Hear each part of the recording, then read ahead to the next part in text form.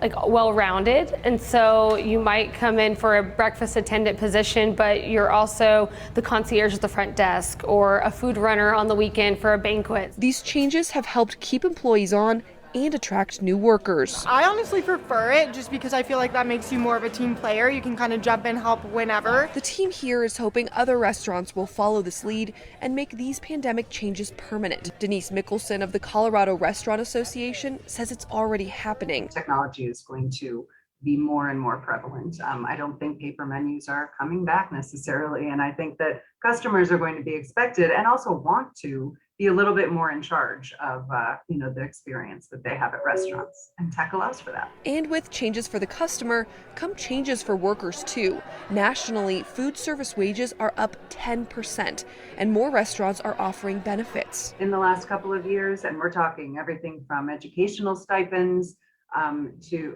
health and wellness support, and resources to medical insurance, vision, 401k. You name it. These changes forced by the pandemic have been hard for many restaurants to overcome, but they're changes many in the service industry have been waiting for. Changes many think will make this industry better for years to come. I'm Alexa Liacco.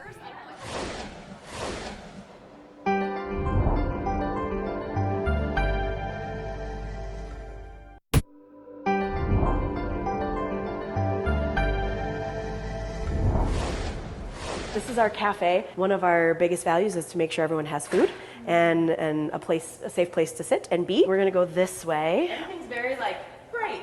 Yes, yes it is. We like color and to be welcoming and warm. Bright and warm. Words maybe most wouldn't associate with addiction treatment, but to Jessica Courtney, it's how she's able to reach people to save their lives. These are people that got missed as kids. They didn't get the help they needed. They come through our doors and we try to see them as humans. However, the light has been tough to find in what has been an extremely difficult time for those both living with and those who help others get through addiction. When they do die, it hits our teams hard. The pervasiveness of fentanyl, paired with the difficulty of getting treatment in the pandemic, led to more than 107,000 overdose deaths last year, a national record, according to the CDC. Fentanyl is really scary. Most of our clients do not know that they have used fentanyl. It's cut in so many of the drugs because it's cheap to make. They have an overdose and they don't have Narcan on them because they don't think they're taking an opiate. We've seen it even in marijuana. It's literally everywhere. If you're using drugs, right now you don't know what you're getting. We have a completely unregulated supply. That's what makes this so dangerous. My name's Josh Barocas. I'm an infectious disease physician and addiction researcher at the University of Colorado School of Medicine. Barocas says why we're seeing more fentanyl is in direct correlation with the restrictions placed on regulated pills without a better widespread plan for treatment. When you just focus on that supply side, the market takes over. When we don't have enough capacity to reach everybody that has opioid use disorder, people will find the easy and cheap thing. Not only is it stronger, but fentanyl impacts the brain differently than heroin and requires different treatment. Suboxone is an effective and easy-to-get way to treat opioid addiction at home, but it does not work for fentanyl addiction. Methadone does work to treat fentanyl, but experts say we do not have the clinics to support the need. In order to get methadone, you have to show up every single day at the same time, stand in line to get your methadone at the clinic. We don't have a lot of methadone clinics in rural areas. Unfortunately, many people are left waiting for treatment. At the national level, treatments like Suboxone are becoming easier to prescribe, and money is going towards expanding the addiction workforce. But experts say way more needs to be done, including all of us as a society lowering the stigma. Because the disease is so stigmatized, treatment is also stigmatized. Good morning. Thanks for joining us. We interrupt Kelly and Ryan to bring you the latest breaking news. Coming out of Buffalo courts this morning, I'm Katie Morse. We've just learned that the shooting suspect from the Tops shooting was in court this morning and that he has been indicted. I'm just speaking with our crews that are in the court right now. There was a grand jury indictment. We assume it was for that one count of first-degree murder that he was already facing. He walked in an orange jumpsuit. There will be no felony hearing here, again, because a grand jury has already indicted him, we assume, on one count of first-degree murder. He's under heavy scrutiny, as our crews in the courtroom are telling me right now. He's been remanded, which means, of course, he will not be leaving his jail cell. He's due back in court now June 9th in the morning. And a family member, I'm told, as he was being walked back out of the courtroom, yelled "coward" as he was walking out. Again, this is the shooting suspect in that Tops shooting, of course, who killed 10 people, left another 3 injured on Saturday, indicted on that one count of first-degree murder. At least there may be more counts. We do know more charges were pending in this case. We do have a legal expert here with us this morning. You're looking right now at this at this new video. You can see this right now. Here he is in that orange jumpsuit. This is a shooter. We are choosing here at 7 News not to say his name, not to give him that naming right. We are not doing that. We've decided that we are going to go ahead and just continue to refer to him as the shooter. I do have a legal expert here with me this morning because we want to really break down what happened. So we know right now that he's charged with one count of first-degree murder. He's been indicted on that one count of first-degree murder. Again, you're looking at this video from just moments ago. This court proceeding. I have our legal analyst, Florina Altschiller, here with me, so you're going to hear her voice right now as well. Florina, break down what this means. What happened this morning in the courtroom? What does it mean that we know that he's been indicted and now remanded? So he's going to be sitting in jail without the possibility of paying any amount of bail to be released, and the case is going to continue forward. When he returns, there's going to be discovery exchanged. So whatever evidence the government has against him, they're going to be sharing it with the defense. The defense is going to have an opportunity to review it. They're probably going to get experts, possibly explore whatever his mental state was, and the case is going to keep moving forward toward a trial date. Now we know his next court date will now be June 9th. We've just learned that. What will we expect to see at that next court date? What comes next from this? So at the June 9th court date, they're going to either announce that they're ready for trial, which is unlikely, or they're going to say that they need however much more time. Potentially there's going to be motions. There's going to be motions to either suppress evidence, whatever searches, whatever statements were made. But frankly, in a case like this, where he posted live streamed video of himself doing this, there's really nothing to suppress, and I don't see what the defense could possibly do to defend this case. So we know he's been indicted on at least one count of first-degree murder, but we are expecting to hear more counts in this case. Potentially, they could do a count per victim. We know that there are 10 people who were killed. We know that there are others who were injured. They could do one count for each of those. But frankly, life in jail without the possibility of parole is the potential sentence for just the one count.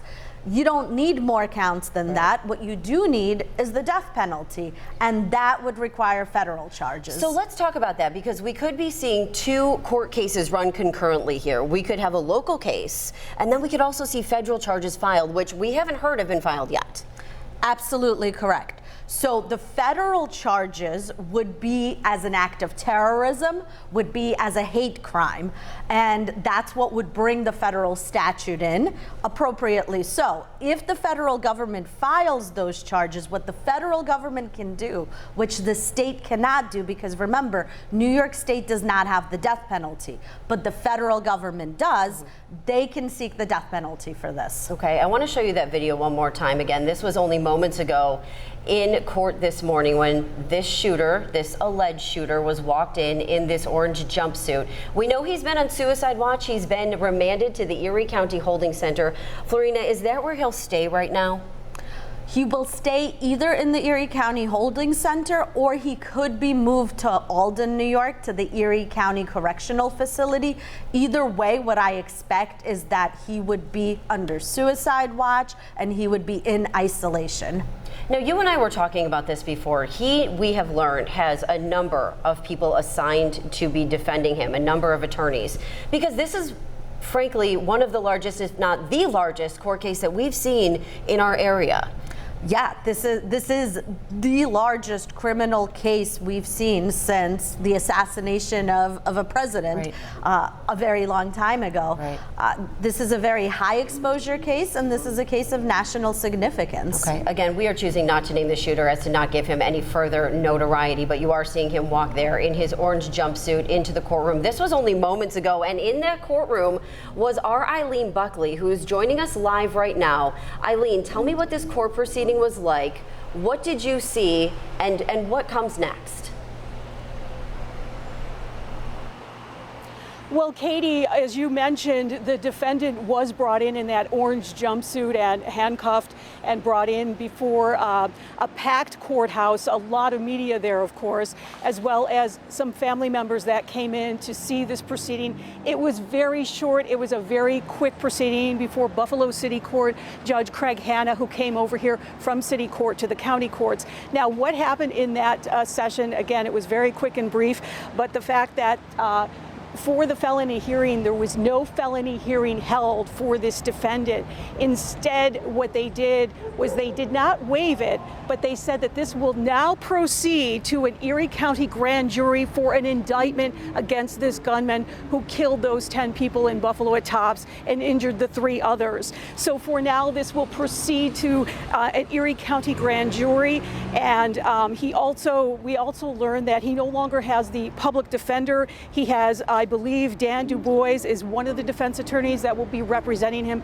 I also did see some of the suspects' family members in court, leaving court when I was walking out as well. We also heard one of the family members of the victims stand up as the defendant was being let out, say, "You are a coward." And I'm surprised that more people didn't say things, because this has just been so horrifying and difficult for our community. And to see this gunman in the courtroom, it's very difficult, a very difficult time for them. They're brave to come here today, I have to say that. So again, he will be continued to be held. We'll wait for this Erie County grand jury indictment. And to remind everybody, on Saturday when I was in court, the public defender had asked for a forensic exam, a mental health test of him. That has been waived. That has not taken place. That was discussed briefly again today in this very quick proceeding. They did request 3 weeks for everything to continue for the next arraignment for the suspect. That will be held in Erie County Court on June 9th at 9:30. So again, a very quick proceeding for this suspect, but very difficult, to see this and happen in our community. Katie? Eileen, absolutely. Yeah, thank you for your presence and for being there. She's been covering this case. Of course, she was there when the suspect was arraigned Saturday night. Eileen, can I ask you, did you see any family members of the suspect there that we know of?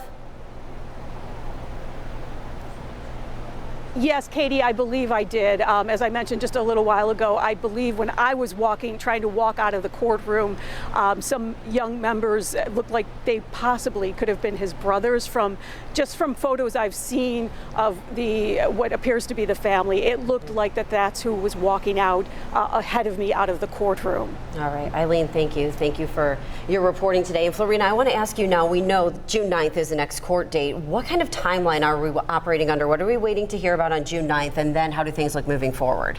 So I expect he's been indicted, but that hasn't been formally published.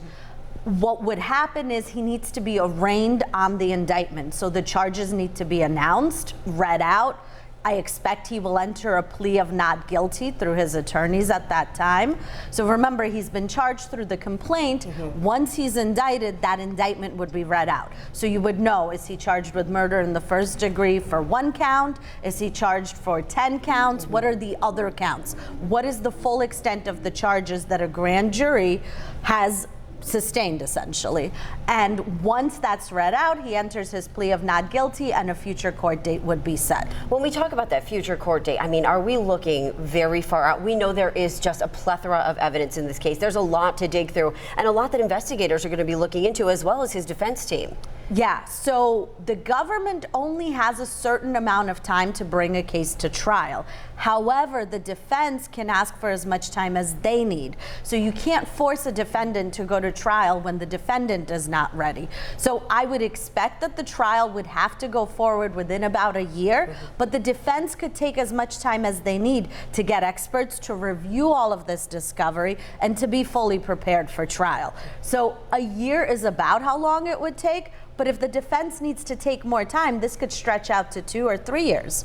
Okay, all right, and I want to go back out to my colleagues who are in the field right now outside of Erie County Court, Eileen Buckley and Ed Dranch, who are both in court for the proceedings this morning. Good morning. Tell us your experience while you were in the courtroom and what you noticed, what struck you while you were there. Ed, Katie has just asked us what we noticed in the courtroom and what struck us while we were there. First and foremost, I think this is an interesting moment for all of Western New York because some of the victims' families were in there. That's really what struck me. What struck me, secondly, was the emotion. You could feel it. It was palpable. And it was quiet in the courtroom until the very end when Peyton Gendron, the suspect, that 18-year-old man, walked out of the courtroom, and one of the victim's family members said loudly, "Peyton, you're a coward." And you could hear them quickly rushing him out with the chains on his legs and his arms clinking. But the family members kept their cool too, saying they know, and that those words, "Peyton, you're a coward," will probably resonate with him for however long he's sitting in that prison cell. I almost felt like I expected more people to say something, and I can't blame them for not holding back. Right. It's one of those things because these family members, their family members, were doing something so innocently. They were shopping at the grocery store. I'm actually tweeting out some video right now of the moment he walked in, and what was interesting to me, Eileen, and as you've been doing this for many, many years as well, what we saw on Saturday when he was arraigned was completely different from today. Here he was dressed in an orange jumpsuit like so many suspects are when they're brought in for their felony hearings, but there was much more security around him, and there was much more security trying to get into the court. I mean, here's the Erie County Sheriff's SWAT vehicle. I've never seen such security for a felony hearing before. It's very significant. It really is, Ed. Truly, the night that we were down at City Court, there was just really maybe a dozen of us from local media. It was not the national media that evening, and it was more of a simplified process. And of course, he had, just really hours ago had been arrested at that time to be processed for that arraignment. Now we move to that next level of the Erie County indictment, the grand jury indictment, a very important and unfolding part of this process here legally. So those are official charges now coming out from the grand jury. The grand jury now voting up to bring this to an official arraignment. That'll happen on June 9th at 9:30. He'll be brought back into court in the same part with the same judge. Judge Hannah will be there. And what was also interesting to me, Eileen, and it kind of spoke to the tenor of this kind of case. You've got a black judge. There is black corrections officers and officers in the building. And this man had to be walked in facing the very people he was targeting. This is our community. This is what Buffalo is all about. And I think that that's going to resonate really loud and clear. Judge Hannah is a city court judge. He's the chief city court judge. You see him out in the community in Buffalo. He goes to events. He talks to people. He talks to reporters. He has just been a wonderful part and component of our legal system. He's really empathetic to defendants' needs, drug courts, when it comes to rehab, and putting somebody on the straight and narrow when it comes to allowing them a second chance. Not putting them in prison if they need to go to a drug court or a drug program. These are moments of clarity for the justice system, and he is spearheading those opportunities. Ed, thank you so much. We're going to throw it back to Katie in studio, and we thank you so much for joining us and learning about this very prominent and important case for the victims here in Buffalo. Reporting for Ed Dranch, Eileen Buckley, 7 News. Thank you, Eileen and Ed, for your coverage today. Of course, something that we never want to be covering in our community. And we do know, again, with that one count of first-degree murder, the sentence in New York State is potential of life without the possibility of parole. But we also know a lot of people have asked, of course, about the death penalty in this case. And a charge related to that could come. It would be a federal charge, though. That's right. You cannot go for the death penalty based on New York State charges because New York State does not have the death penalty currently. So it would need to be federal charges that are filed. I absolutely expect there to be federal charges. This is an act of a racist act of domestic terrorism. And I cannot think of a better case for the death penalty than a racist act of domestic terrorism. Can I ask you too, from your experience in the courtroom, when you see the suspect like this, does anything come to mind? Does anything, what do you reflect on when you see something like this? I mean, this is a very standard, normal proceeding. The number of court officers around him is what's different. But the reason there are so many court officers around him is because this is a case of national attention, and there are a lot of people that, quite frankly, would love to see this person dead. Right. And so he's being afforded extra protection. All right. Well, thank you for being here with us and for being our legal analyst on this very difficult day, very difficult week for our city. And thank you for joining us for this.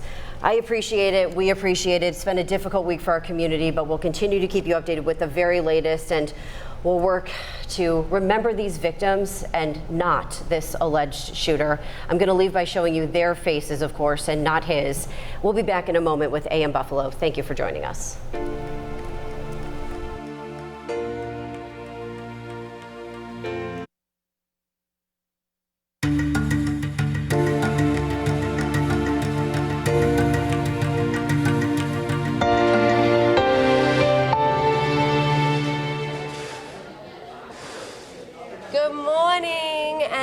Look where we have come this morning on AM Buffalo. We are at FeedMore Western New York, and you know how it is so important for City of Good Neighbors to get together, and FeedMore lets us do just that. Yeah, we are joined by Catherine Schick with FeedMore Western New York to talk to us about the need, but also the amazing response from our community.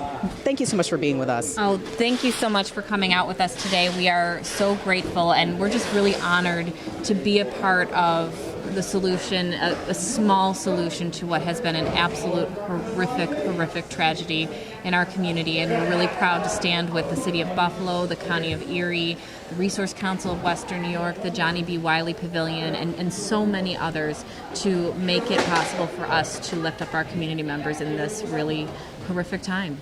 And being able to focus on the bright spots right now is really important for our community. And one of the amazing bright spots that I've noticed since being here is the volunteers. My goodness, talk about how people have just responded to the need. Well, we are just absolutely blown away by the response that we have seen from the City of Good Neighbors. We at FeedMore Western New York have been working really hard with our other partners to make sure that we are getting nutritious food into the hands of those in need. We have 2 food distributions going down in place right now at the Johnny P. Wiley Pavilion and at the Resource Council of Western New York through May 27. And we needed volunteers to help man those distributions. The volunteers showed up. And then, as you can see right behind us, we need volunteers to actually pack in the food donations and the product donations coming in so we can quickly get them out to our food distribution sites. And we are just so grateful for all of the people who have come out to help us meet the need in the community. It's so amazing to see people. I was chatting with one of the volunteers, Charlie, and I said, how do you volunteer? He said you go on the FeedMore website and you can fill out and you can pick your time, you can pick your location. But one of the amazing things, he said that a lot of the spots are full. And people really have just stepped up. It's no surprise, City of Good Neighbors. But he did say in the future there are going to be some spots for people. So it's important to think about beyond, just this week. You're absolutely right. As the need continues to evolve, we're going to continue to evolve with it. So we do encourage everyone to check back to our website, FeedMoreWNY.org, if you want to volunteer to help the response. And of course, we have many other volunteer opportunities as well as we continue to meet the need throughout the entire community. So you can also find those at our website. That's good. And it's good to know what to bring because we're seeing, Emily, there's a U-Haul just showed up. Yeah, it did. Yeah, and it was inspiring. People are just, they are, oh, someone has turned up with their car. Actually, you can see out there, and it's absolutely full. Check this out. Boxes. I don't Folks know, can you coming see that? in. Can you see what we're seeing? I mean, it's unbelievable. But Kat, what would you say? What do you need most right now?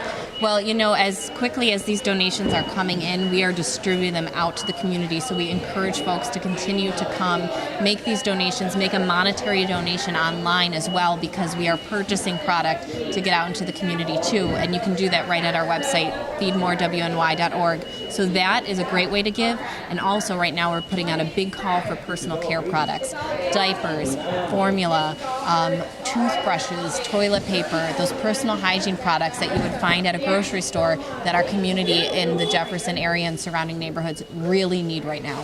So one of the things that I've noticed is that a lot of people are so willing to give, but they might not know exactly the process. This is the location if you want to drop off any donations, and you can also donate on the website. People should know the details. Where should they go for all the needs that you have? You're exactly right. This is the location, 91 Holt Street, Holt in Buffalo. We're zip code 14206. And this is where you want to bring your actual product donations, your food donations, and your personal care products, because we have the storage space here to safely store it. We have volunteers that are working to repack it and redistribute it quickly out to the community. So we're getting those out to those 2 distribution sites as well as other partner pantries who are serving the area. So please bring those donations to 91 Holt Street.